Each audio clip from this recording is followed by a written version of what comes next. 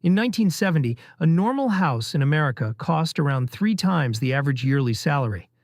Today, in most big cities, it's closer to 7 or 8 times, and in some places far worse. Same job, same 40 hours a week, same dream. But the finish line moved, and it moved fast. Your parents could buy a home on one income, with a job that didn't require a degree, in their 20s. You're told to work harder, skip the coffee, hustle on weekends. But no amount of skipped coffees closes a gap that big. Something structural happened, and it wasn't your spending habits. So let's actually look at what changed, because the story is more interesting and more infuriating than lazy avocado toast jokes. This is why you can't afford a house. Start with the simplest force of all: supply and demand. A house is a thing. If more people want that thing than there are things, the price goes up. And for decades now, in almost every desirable city on Earth, we have simply not built enough homes. Populations grew. Cities pulled in workers. Households got smaller, meaning more people living alone, each needing their own place. But building didn't keep up. In many countries, construction never recovered after the 2008 crash, so we spent over a decade building fewer homes than we needed every single year, while demand kept rising. That shortage compounds quietly, like a debt. Every year you underbuild, the hole gets deeper. And when a lot of buyers chase very few homes, price is the only thing that gives. But why don't we just build more? This is where it gets uncomfortable, because the answer is, mostly we decided not to. In huge parts of most cities, it is literally illegal to build anything except a single detached house on a big plot of land. That's zoning. It sounds technical, it's actually the most powerful force, shaping what your city looks like and what it costs. Add long permit processes, height limits, parking requirements, and neighbors who object to anything being built nearby, and construction becomes slow, expensive, and risky. Here's the honest part. This isn't a conspiracy by a shadowy elite. It's often ordinary homeowners, protecting the value of the biggest asset they own, which is completely rational individually. And collectively, it's how a city prices out its own children. Now add the money side, because that's what turned a shortage into an explosion. For over a decade after 2008, interest rates were pushed to nearly zero. Borrowing became historically cheap, and cheap borrowing means people can afford much bigger loans for the same monthly payment. Here's the mechanism almost nobody explains. When rates fall, buyers don't pay less. They bid more. The savings get absorbed straight into the price. So low rates didn't make housing affordable.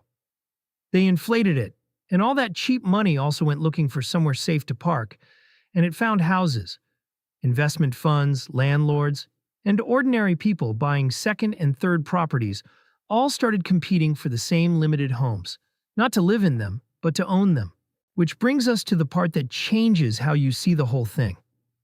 Somewhere along the way, a house stopped being just a place to live and became an asset, an investment, a retirement plan. And the moment that happened, a trap closed. Because a society that treats housing as an investment needs prices to keep rising. Forever. Every existing owner is quietly counting on it, including politicians, including voters, including probably your own family. But rising prices are literally the same thing as housing becoming less affordable. Those are not two problems, they are one sentence read from two sides. So when someone promises both affordable homes and protected property values, they are promising two opposite things. That contradiction is the core of the entire crisis. There's also a quieter squeeze that traps people even when they're doing everything right. It's the deposit. As prices rise, the deposit rises with them. But salaries don't. So while you're saving for a 20% deposit on a moving target, the target moves faster than you save, and rent, which is also rising, eats the money you were trying to put aside. This is the treadmill. You're paying someone else's mortgage while trying to save for your own.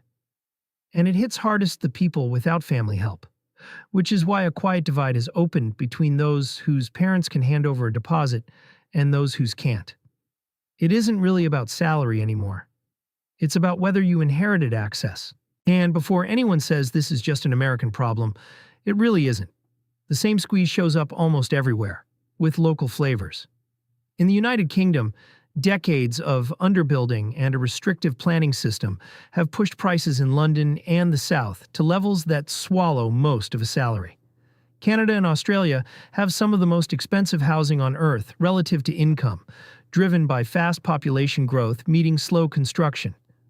Across much of Europe, capital cities have seen rents climb far faster than wages, with short-term rentals quietly pulling homes out of the long-term market in tourist cities. Different governments, different politics, same arithmetic. Too many people, too few homes, and cheap money bidding up whatever exists. When a problem appears in this many countries at once, the cause usually isn't the character of one generation. It's the design of the system they inherited. So is there any way out? There is, but nobody enjoys the answer, because it's boring and slow. The evidence from the cities that have actually improved is pretty consistent. Build more, especially denser housing near jobs and transport, and make it faster and cheaper to do so. Places that reformed zoning and let more homes get built have seen rents flatten or even fall. Not overnight, not dramatically, but they moved. Everything else? Subsidies, first-time buyer schemes, cheap loans for buyers, mostly hands people more money to bid with in a market with too few homes. Which lifts prices again. If the problem is a shortage, only building solves it. Everything else is a way to feel like you're helping while the queue gets longer. Now, an honest word about what you can actually do since you don't control zoning laws. First, understand that this is structural, not personal. The guilt sold to your generation about lattes and takeaways is mathematically absurd next to a gap of several times your annual salary, and carrying that guilt helps nobody. Second, run the real numbers instead of the cultural script. In many expensive cities, renting and investing, the difference genuinely beats buying.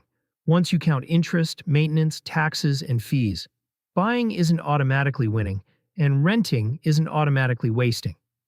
Third, if you do want to buy, the boring things are what work. A stable income, a bigger deposit, a lower rate, and being willing to compromise on location. Not a hack, just a longer runway. Let's land the plane. 3 things to take with you. 1. You can't afford a house mostly because we didn't build enough of them, and we made building difficult on purpose. 2. A decade of near-zero interest rates didn't make homes cheaper. It let buyers bid more and pushed prices up while turning houses into an investment product. 3.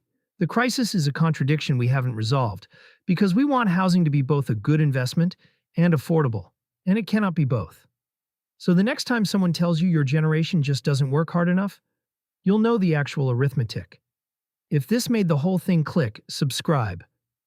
That's genuinely the only thing that helps this channel grow, and it means the next explainer finds you automatically. Next time, we'll tackle the thing everyone argues about and almost nobody can explain: Bitcoin and crypto, what it actually is, and what it isn't. This has been Plain Economics. No jargon, no agenda, just plain.